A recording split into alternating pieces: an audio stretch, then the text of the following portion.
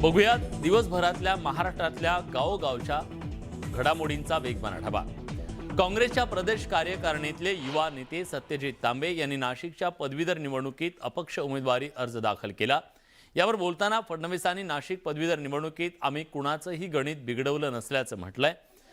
तर आम्ही कोणता उमेदवार द्यायचा यावर चर्चा होती। राजेंद्र विखेने उमेदवारी घ्यावी अशी चर्चा झाली, पण ऐनवेळी उमेदवारी द्यायचं नाही असं ठरल्याचं फडणवीस म्हणाले। पण याच वेळी त्यांनी सत्यजित तांबेंचं कौतुक केलं। नाशिक पदवीधर मतदारसंघाच्या निवडणुकीत सुधीर तांबेंनी काँग्रेसचा फॉर्म घरीच ठेवला आणि सत्यजित तांबेंनी अपक्ष उमेदवारी अर्ज भरला। यावर बाळासाहेब थोरातांनी अद्याप प्रतिक्रिया दिली नाहीये, त्यामुळे तुम्हीच समजून घ्या असं सूचक विधान भाजपचे नेते राम शिंदेंनी केलंय। नाशिक विधान परिषद पदवीधर निवडणुकीसाठी अर्ज छाननी पार पडली असून 29 पैकी 22 अर्ज वैध ठरले। यात सत्यजित तांबेंचा उमेदवारी अर्ज वैध ठरला। छाननी अखेर 22 उमेदवार निवडणूक रिंगणात उतरले।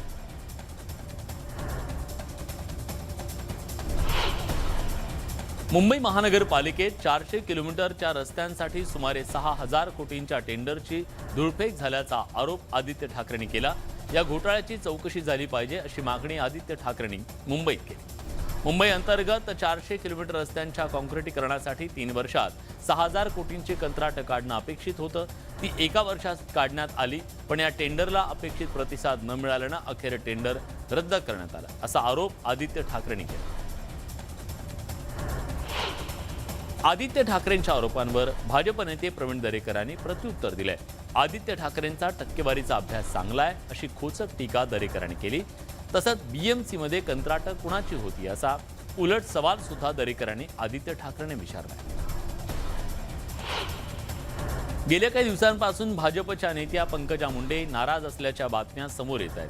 ठाकरेंच्या पक्षाकडून पंकजा मुंडेंचं शिवसेनेत स्वागत आहे असं आजही म्हटलं जात आहे। दरम्यान देवेंद्र फडणवीसांनी पंकजा मुंडे भाजप सोडणार नाहीत आणि मातोश्रीवर सुद्धा जाणार नाहीत असं वक्तव्य केलं। तर प्रदेशाध्यक्ष चंद्रशेखर बावनकुळेंनी पंकजाताई भाजपमध्ये अत्यंत खुश असल्याचं म्हटलं। अमरावतीच्या सायन्स कोर मैदानात कृषी प्रदर्शनाचं आयोजन करण्यात आलंय। मात्र पदवीधर निवडणूक आचारसंहितेचं कारण देत जिल्हा प्रशासनानं मैदानावरील बॅनर काढले। मवियाच्या काही नेत्यांनी जिल्हाधिकाऱ्यांवर दबाव आणून कार्यक्रम बंद पाडण्याचा प्रयत्न केला असा आरोप आमदार रवी राणांनी केला। औरंगाबादमध्ये शनिवारी महाविकास आघाडीची जाहीर सभा होणार आहे। नामविस्तार दिनाच्या निमित्तानं पहिल्यांदाच काँग्रेस, राष्ट्रवादी काँग्रेस आणि ठाकरेंचा पक्ष एकत्रित सभा घेणार आहे। या निमित्तानं जयंत पाटील, नाना पटोले, अंबादास दानवे उपस्थित राहतील। गेल्या काही वर्षांपासून चर्चेत असलेल्या मॉडेल उर्फी जावेदनं राज्य महिला आयोगाच्या कार्यालयात जाऊन रुपाली चाकणकरांची भेट घेतली। यावेळी तिनं भाजप नेत्या चित्रा वाघ यांची तक्रार केली। वाघ यांनी थोबाड फोडण्याची धमकी दिली होती। भाजप नेत्या चित्रा वाघ यांनी मॉडेल उर्फी जावेद हिच्या कपड्यांवर पुन्हा पत्रकार परिषद घेत आक्षेप घेतला। महाराष्ट्रात नंगानाच चालू देणार नाही, माझी ही ठाम भूमिका असल्याचं चित्रा वाघ यांनी सांगितलं। मी भाजपची कार्यकर्ता नंतर आहे, पण त्याआधी मी एक आई आहे, आम्हाला देखील मुलं बाळ आहेत असं देखील चित्रा वाघ म्हणाले। मुरबाडमधील म्हसा यात्रेत गर्दीचा महापूर आला। कोरोनाच्या 2 वर्षांनंतर यात्रा भरल्यानं 3.5 ते 4 लाख भाविकांनी गर्दी केली। या यात्रेतून लाखोंची उलाढाल झाली। यात्रेनिमित्तानं बैल बाजार भरला असून 5000 ते 2 लाखांपर्यंत बैलांची विक्रीच करण्यात आली। भिवंडीतील उद्यानावर महापालिका लाखो रुपयांचा खर्च फक्त कागदावर दाखवत असल्याचा धक्कादायक प्रकार उघडकीस आलाय। कामतघरमधल्या पालिकेच्या उद्यानात एकही खेळणं नसून तिथं खड्ड्याचं, कचऱ्यांचं साम्राज्य आहे। तर कोटर गेटमधील उद्यानाची दुरवस्था झाली आहे। दुरवस्था झालेली ही उद्यानं दारूचा अड्डा बनली आहेत। याकडे पालिकेनं लक्ष देण्याची मागणी नागरिक व्यक्त करतात। बुलढाण्यातल्या काँग्रेसचे माजी आमदार राहुल बोंद्रेंच्या सूतगिरणीवर कारवाईचं सत्र सुरू आहे। दुपारपासून जिल्हा बँकेचे अधिकारी सूतगिरणीवर ठाण मांडून आहेत। न्यायालयाच्या आदेशानं जिल्हा बँकेकडून सूतगिरणीवर जप्तीची कारवाई सुरू आहे। खासदार डॉक्टर अमोल कोल्हेंबाबत भाजप नेते नितेश राणेंनी केलेल्या वादग्रस्त वक्तव्याच्या निषेधार्थ पिंपरीत राष्ट्रवादी काँग्रेसच्या नेत्यांनी आंदोलन केलं। बाबासाहेब आंबेडकर चौकात कार्यकर्त्यांनी एकत्र येत नितेश राणेंविरोधात जोरदार घोषणाबाजी केली। मकर संक्रांत अवघ्या 2 दिवसावर येऊन ठेपली आहे, त्यामुळे पिंपरी चिंचवडमधील बाजारपेठा पतंग हलव्याच्या दागिन्यांनी सजलेल्या आहेत। त्यामुळे दागिने खरेदीसाठी महिलांनी मोठी गर्दी केली आहे, तर पतंग खरेदीसाठी पुरुषांनी गर्दी केली। यवतमाळ जिल्हा पोलीस दलाच्या वतीनं रस्ते सुरक्षा सप्ताह राबवण्यात येतोय। या सप्ताहाच्या अंतर्गत वाहतूक पोलिसांनी यवतमाळ शहरातून बाईक रॅली काढत हेल्मेट वापराविषयी जनजागृती केली। रेड्यांच्या टकरीवर सर्वोच्च न्यायालयानं बंदी घातलेली असताना सुद्धा रेड्यांच्या टकरीची स्पर्धा नांदेडमध्ये भरवण्यात आली। काही वाळू माफियांनी मुदखेडमध्ये रेड्यांच्या टकरीची स्पर्धा भरवली। ही स्पर्धा पाहण्यासाठी नागरिकांनी मोठी गर्दी केली। हिंगोलीत स्वाभिमानी शेतकरी संघटनेच्या कार्यकर्त्यांनी पीक विमा कंपनीच्या कार्यालयातील साहित्याची तोडफोड केली। पीक विम्याच्या प्रश्नावर संतप्त कार्यकर्त्यांनी ही तोडफोड केली। पैठणच्या गोदावरीतील गोड्या पाण्यातील मच्छीमारांच्या जाळ्यात 20 किलो वजनाचा कटला प्रजातीचा मासा सापडला। साधारण 2 फूट लांबीच्या या माशाची सध्या परिसरात जोरदार चर्चा आहे। रशिया युक्रेन युद्धानं युरोपियन देशातील गुलाबाचं उत्पादन थांबलं, त्यामुळे मावळातल्या गुलाब उत्पादक शेतकऱ्यांना सोन्याचे दिवस येण्याची आशा होती। मात्र निर्यातीच्या खर्चानं त्यांच्यावर संक्रांत आली आहे। भारतातून रशिया आणि युक्रेनमधील गुलाब निर्यातीचा खर्च दुसऱ्या देशांच्या तुलनेत दुप्पट आहे, त्यामुळे या दोन्ही देशांनी भारतातील गुलाब उत्पादनाकडे पाठ फिरवली। मकर संक्रांत अवघ्या 1 दिवसावर येऊन ठेपली आहे, त्यामुळे येवलेकरांना पतंग उडवण्याचे वेध लागले। मांजा पतंग खरेदीसाठी नागरिकांनी मोठी गर्दी केली आहे, तर यंदा मुख्यमंत्री एकनाथ शिंदेंचे फोटो असलेल्या पतंगाला जास्त मागणी असल्याचं पाहायला मिळतं।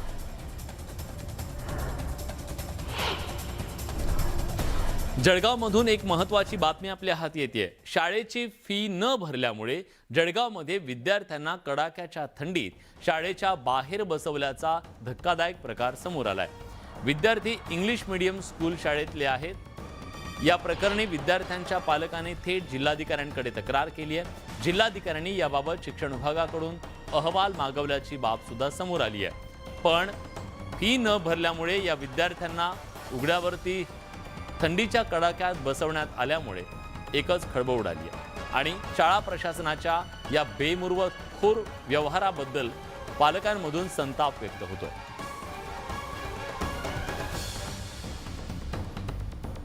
बघूयात इतर काही बातम्यांचा वेगवान आढावा। पुण्यातल्या रॅपिडो बाईक टॅक्सी बंद झाल्यानंतर रिक्षा चालकांनी फटाके फोडून एकमेकांना पेढे भरून आनंद व्यक्त केला। गेल्या 2 वर्षापासून जी अनेक आंदोलनं केली, लाठ्या काठ्या खाल्ल्या, तुरुंगवास भोगला, त्या सगळ्याचं हे फलित असल्याची भावना व्यक्त केली। साताऱ्याची ओळख असलेल्या अजिंक्यतारा किल्ल्याकडे जाणाऱ्या रस्त्याची दुरवस्था झाली आहे, त्यामुळे शिवप्रेमींनी नाराजी व्यक्त केली असून उदयनराजे भोसले आणि आमदार शिवेंद्रराजे भोसले यांनी राजकीय हेवेदावे विसरून रस्त्याचं काम करावं अशी मागणी केली जाते।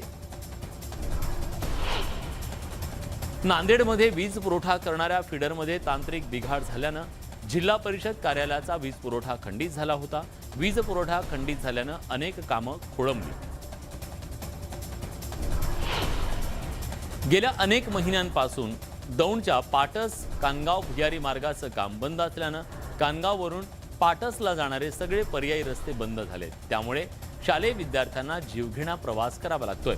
शाळेत जाण्यासाठी या लहान लहान विद्यार्थ्यांना रेल्वे रूळ क्रॉस करून जावं लागतंय, त्यामुळे अपघात होण्याआधी प्रशासनानं लक्ष देण्याची मागणी होतीये। बीड जिल्हा मध्यवर्ती बस स्थानकात मॉकड्रिल करण्यात आलं। यावेळी मोठ्या प्रमाणात पोलीस बंदोबस्त तैनात करण्यात आला। यावेळी दहशतवाद्याला पकडण्याचं प्रात्यक्षिक करण्यात आलं। नागपुरातील RSSच्या रेशीमबागमधील डॉक्टर हेडगेवार स्मृती भवनमध्ये पोलिसांनी मॉकड्रिल केलं। हेडगेवार स्मृती भवनाच्या जवळ नेहमीच दहशतवाद्यांच्या ते हिटलिस्टवर असतं। दहशतवादी हल्ला झाला तर कसा हाणून पाडायचा याचा सराव पोलिसांनी मॉकड्रिलच्या माध्यमातून केला। महावितरणच्या गलथान कारभारामुळे बीड तालुक्यातल्या नागरिकांना रीडिंग न घेता अव्वाच्या सव्वा बिल आले.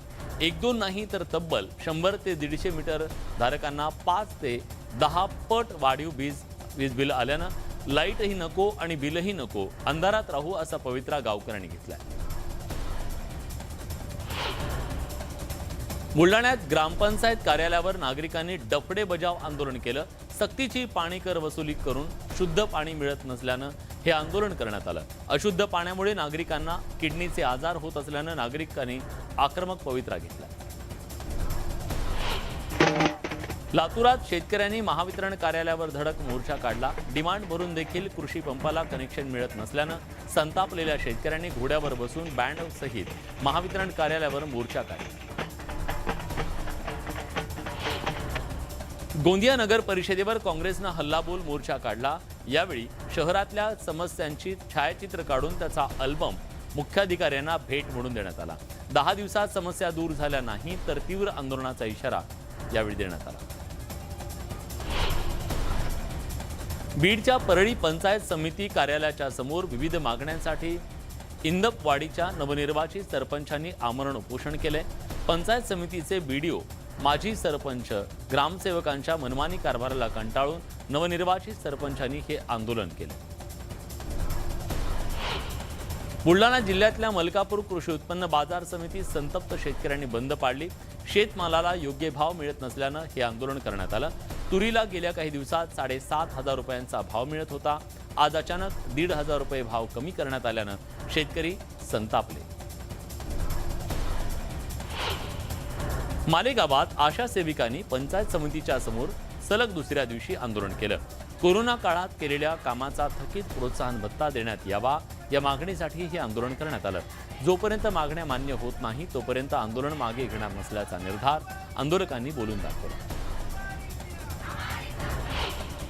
बुलढाण्याच्या शेगावात नगरपालिकेमार्फत रमाई आवास घरकुल निर्माण करण्याची कामं सुरू आहेत. मात्र यात मंजूर लाभार्थ्यांना वगळून मागून आलेल्या अर्जांना मान्यता दिल्याचा आरोप करत 270 महिलांनी नगरपालिकेवर धडक मोर्चा काढला. लाभार्थ्यांच्या यादीतील घोळ दूर करण्याची मागणी होती. नांदेड जिल्ह्यातल्या बिलोलीमध्ये कीटकनाशक फवारणी केल्यानं तब्बल 200 एकरवरचा हरभरा पीक उद्ध्वस्त झाले. कृषी विभागानं पिकांचे पंचनामे करून कीटकनाशक विक्रीवर बंदी घातली आहे. दरम्यान सरकारनं कंपनीवर कारवाई करत शेतकऱ्यांना मदत देण्याची मागणी होती. हिंगोलीच्या कृषी उत्पन्न बाजार समितीमध्ये नवीन तुरीची आवक व्हायला सुरुवात झाली आहे. शेतकऱ्यांनी मोठ्या प्रमाणात तूर विक्रीसाठी आणल्यामुळे धान्य यार्डासह हळद यार्डामध्ये देखील तुरीचा लिलाव झाला. नवीन तुरीला प्रति क्विंटल 6,200 रुपयापासून 6,900 पर्यंतचा दर मिळाला. तुनिशा आत्महत्येप्रकरणी शिजान खानचा जामीन अर्ज वसई न्यायालयानं फेटाळला. शिजान खानच्या न्यायालयीन कोठडीत 14 दिवसांची वाढ करण्यात आली आहे. यावेळी शिजानच्या आईला आरोपी करण्याची मागणी तुनिशाच्या वकिलांनी केली आहे. औरंगाबादच्या वाळूंजमधील रांजणगाव शेणपुंजीतील भंगाराच्या गोडाऊनला आग लागल्याची घटना घडली. आगीमुळे परिसरात धुराचे मोठे लोट पसरल्याचं पाहायला मिळालं. आगीवर नियंत्रण मिळवण्यात अग्निशमन दलाला अखेर यश आलं. मालवणमधील देवली सडामध्ये स्थानिक गुन्हे शाखेच्या पथकानं मध्यरात्री कारवाई करत 28 वाळूचे डंपर जप्त केले. देवळी परिसरामध्ये मोठ्या प्रमाणात वाळू उत्खनन करून ही वाळू रातोरात इतरत्र पळवली जात होती. त्यानंतर माहिती मिळताच गुन्हे शाखेनं ही कारवाई केली. गावठी कट्ट्यांची तस्करी करणाऱ्या नाशिकच्या 6 तरुणांना धुळ्यातल्या सांगवी पोलिसांनी सिनेस्टाईल पाठलाग करत अटक केली आहे. त्यांच्याकडून 3 गावठी कट्ट्यांसह जिवंत काडतूसह सुमारे 8 लाखांचा मुद्देमाल जप्त करण्यात आला. सिन्नर शिर्डी महामार्गावर ट्रक आणि बसचा झालेल्या अपघातात 10 जणांचा मृत्यू झाला. यातील 4 जण अंबरनाथमधील मोरिवली गावातले रहिवासी आहेत. त्यामुळे मोरिवली गावावर शोककळा पसरली.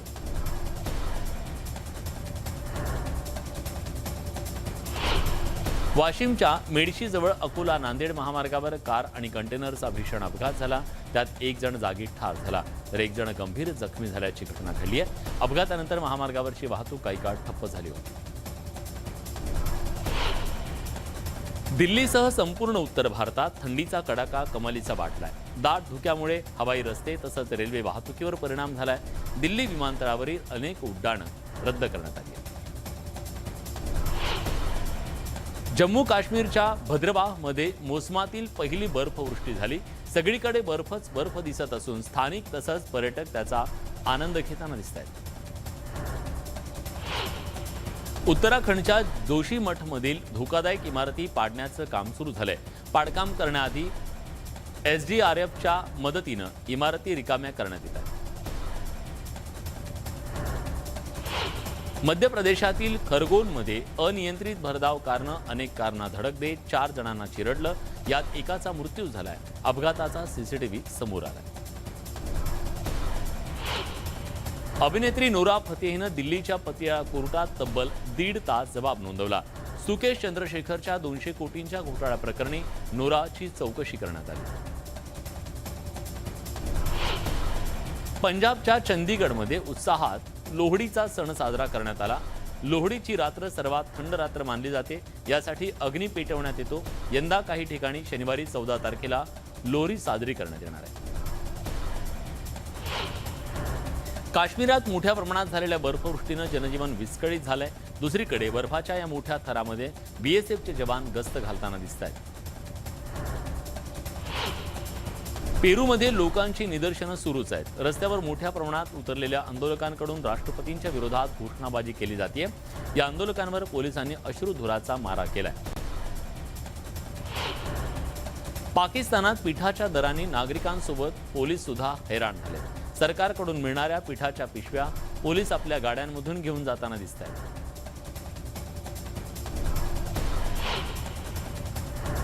भारताची स्टार टेनिसपटू सानिया मिर्झा हिनं टेनिसला अलविदा केला असून प्रोफेशनल टेनिसमधून निवृत्तीची घोषणा केली आहे. या पोस्टमध्ये तिनं ऑस्ट्रेलिया ओपन स्पर्धेनंतर आपल्या मुलासोबत अधिक वेळ घालवणार असून त्यासाठी टेनिसमधून निवृत्ती घेणार असल्याची एक भावनिक पोस्ट शेअर करत तिने ही माहिती दिली आहे. भारतीय संघाचा मुख्य प्रशिक्षक दुसऱ्या एकदिवसीय सामन्यानंतर संघाला सोडून बंगळुरूकडे रवाना झालाय. त्यामुळे तिसऱ्या वनडेसाठी तिरुअनंतपुरम इथं तो संघासोबत नसणार आहे. पूजा सोशल मीडियावर तिचे क्लासी आणि ग्लॅमरस फोटो नेहमी शेअर करत असते. पूजानं नुकताच सोशल मीडियावर एक फोटोशूट शेअर केलंय. या फोटोशूटमधील लुक सगळ्यांना घायाळ करणार आहे. परिणिती नेहमीच आपले अपडेट चाहत्यांसोबत शेअर करत असते. नुकताच बेल्जियममध्ये फेरफटका मारतानाचा व्हिडिओ तिनं शेअर केला. तिच्या या व्हिडिओला लाखो व्ह्यूज मिळाले. अजय देवगणचा दृश्यम 2 OTTवर सुद्धा धुमाकूळ घालायला सज्ज झाला. शुक्रवारपासून हा चित्रपट OTT माध्यमावर पाहायला मिळेल. याबद्दल अभिनेता अजय देवगण उत्सुक आहे. बनावट नोटा हा मुद्दा घेऊन आता एका नवीन चित्रपट लवकरच आपल्या भेटीला येतोय. अभिनेता शाहिद कपूर आणि दाक्षिणात्य स्टार विजय सेतुपती पहिल्यांदा एकमेकांच्या समोर उभे ठाकलेले आहेत. फर्जी असं या चित्रपटाचं नाव असून नुकताच या चित्रपटाचा ट्रेलर प्रदर्शित झाला. मागच्या पूर्ण वर्षात अक्षयचा एकही चित्रपट बॉक्स ऑफिसवर जादू दाखवू शकला नाही. हे वर्ष निराशाजनक गेलं असलं तरी अक्षयसाठी एक आनंदाची बातमी आहे, कारण त्याचा डिजिटल रिलीज कठपुतली हा गेल्या वर्षी OTTवर सर्वाधिक पाहिला गेलेला हिंदी सिनेमा ठरला.